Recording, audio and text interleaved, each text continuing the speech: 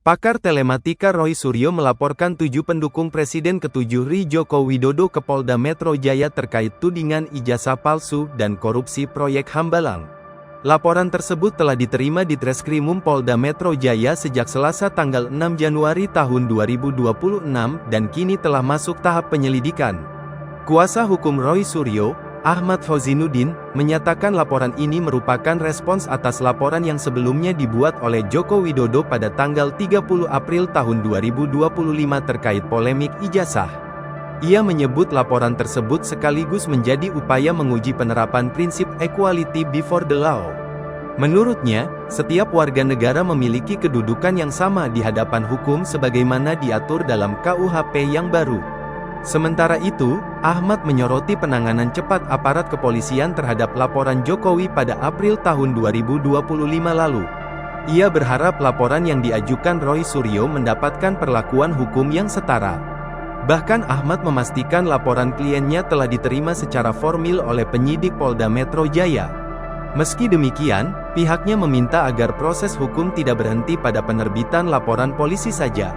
Ia mendorong agar perkara tersebut dilanjutkan ke tahap penyelidikan dan penyidikan secara profesional dan imparsial.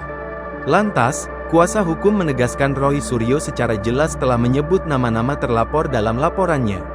Ia juga menekankan bahwa laporan tersebut tidak dimaksudkan untuk diperluas kepada pihak lain.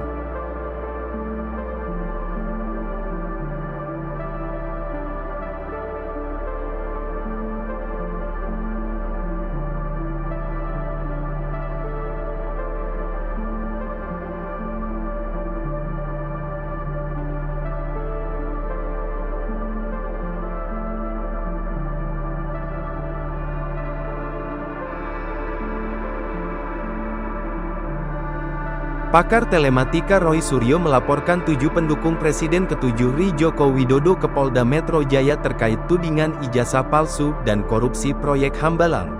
Laporan tersebut telah diterima di Treskrimum Polda Metro Jaya sejak Selasa tanggal 6 Januari tahun 2026 dan kini telah masuk tahap penyelidikan.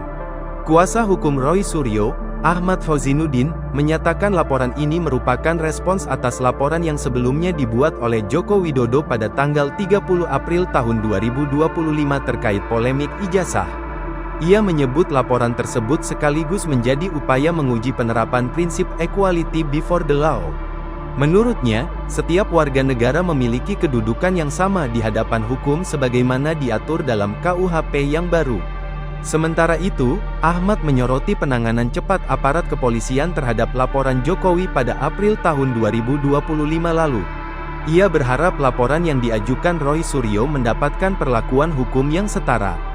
Bahkan Ahmad memastikan laporan kliennya telah diterima secara formal oleh penyidik Polda Metro Jaya. Meski demikian, pihaknya meminta agar proses hukum tidak berhenti pada penerbitan laporan polisi saja. Ia mendorong agar perkara tersebut dilanjutkan ke tahap penyelidikan dan penyidikan secara profesional dan imparsial. Lantas, kuasa hukum menegaskan Roy Suryo secara jelas telah menyebut nama-nama terlapor dalam laporannya. Ia juga menekankan bahwa laporan tersebut tidak dimaksudkan untuk diperluas kepada pihak lain.